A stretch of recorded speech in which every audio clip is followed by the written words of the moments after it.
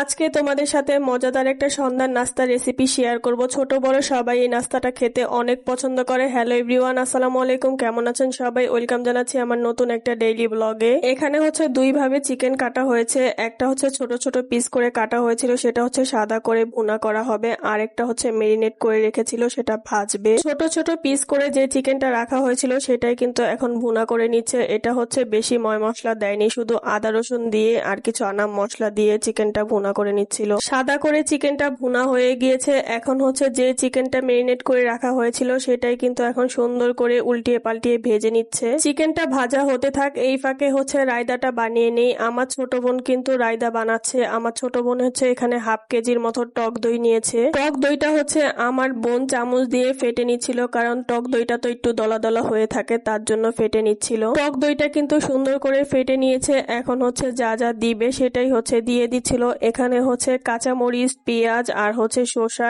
এগুলো কুচি কুচি করে কেটে তারপরে হচ্ছে টক দইয়ে দিয়ে দিল। টক দইয়ের মধ্যে শসাগুলো দিয়ে দেওয়ার পর একটু ভালো করে নেড়ে চেড়ে নেওয়া হয়েছিল। তারপরে এই তো এখানে হচ্ছে 2 টেবিল চামচ চিনি দিয়ে দেওয়া হয়েছে। তারপরে এই তো সামান্য একটু লবণ দিয়ে দিচ্ছে। তোমরা কিভাবে রায়দা বানাও জানি না, বাট আমরা হচ্ছে এভাবেই রায়দা বানাই। রায়দাটা বানানোর পর অনেক মজা হয়েছিল। এই তো এখানে কিন্তু লবণ দিয়ে দেওয়ার পর একটু মরিচ গুঁড়ো দিয়ে দিল। এখন হচ্ছে একটু জিরার গুঁড়ো দিয়ে দিচ্ছে। জিরার গুঁড়ো দিয়ে দেওয়ার পর 1 টেবিল চামচ হচ্ছে টমেটো সস দিয়ে দিবে। সবকিছু দিয়ে দেওয়ার পর ভালো করে এখন নেড়ে চেড়ে নিবে। রায়দার মধ্যে সবকিছু দিয়ে দেওয়ার পর কিন্তু এখন ভালো করে রায়দাটা মিক্স করে নিচ্ছে, যাতে টক দইয়ের সাথে সবকিছু ভালো করে মিক্স হয়ে যায়। রায়দাটা বানানো কমপ্লিট। আমাদের রায়দাটা বানানো কেমন হয়েছে তোমরা কমেন্টে জানিয়ে যাবা। তোমাদের কাছে যদি ভালো লেগে থাকে তোমরা কিন্তু আমাদের মতো একদিন বাসায় ট্রাই করবে। চিকেন গুলো কিন্তু ভাজা হয়ে গিয়েছে। এখন কিন্তু চিকেন গুলো নামিয়ে ছোট ছোট পিস করে কেটে নিচ্ছে। এই চিকেন দিয়ে কিন্তু আমরা বাসায় চিকেন চাপ বানাবো। সব সময় তো আমরা বাহিরে থেকে চিকেন চাপ এনে বাসায় খাই, ভাবলাম যে আজকে বাসায় বানাই।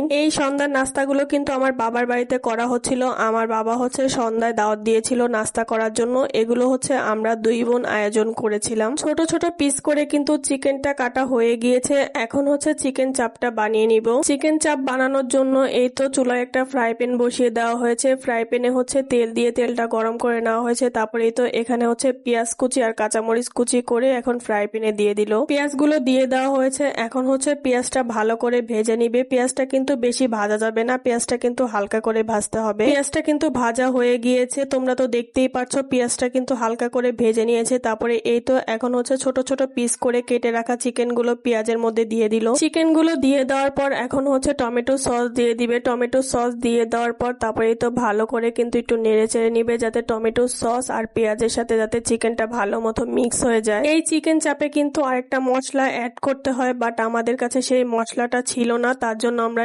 এভাবেই চিকেন চাপটা রান্না করেছি। তোমাদের কাছে কেমন লেগেছে কমেন্টে জানিয়ে যাবা। আমাদের সন্ধ্যার নাস্তা বানানো কমপ্লিট। চলো তোমাদের সাথে এখন ফাইনাল লুকটা শেয়ার করি। আমরা কিন্তু এই চিকেন চাপ খাওয়ার জন্য বাহিরে থেকে নান রুটি কিনে এনেছি, আর এই তো এখানে হচ্ছে রায়দা, চিকেন চাপ, তারপরে চিকেন সাদা ভুনা করা হয়েছে আর নান রুটি, সবকিছু কমপ্লিট। এখন হচ্ছে খাওয়া দাওয়ার পালা। এই তো আমরা কিন্তু সবাই একসাথে খেতে বসেছি। আমার আব্বু আম্মু, আমার মেয়ে ছেলে, আমার ছোট বোন, আমরা সবাই একসাথে কিন্তু খেতে বসেছি। যে কোনো খাবার একসাথে খেতে কিন্তু অনেক মজা লাগে। আমরা তো আমাদের বাসায় আমরা সবাই একসাথে খেতে বসি। অনেক আপুরা আছে আমাদের এই একসাথে খাবার খেতে দেখলে অনেক পছন্দ করে। এই সন্ধ্যার নাস্তাটা কিন্তু আমার ছোট বোন বানিয়েছে। এই তো আমি হচ্ছে আমার প্লেটটা সাজিয়ে নিয়েছি। আলহামদুলিল্লাহ খাবারগুলো কিন্তু অনেক মজা হয়েছে। এই ছিল আমার আজকের ডেইলি ব্লগ। ভালো থাকবে সবাই। আল্লাহ হাফেজ। Thanks for watching.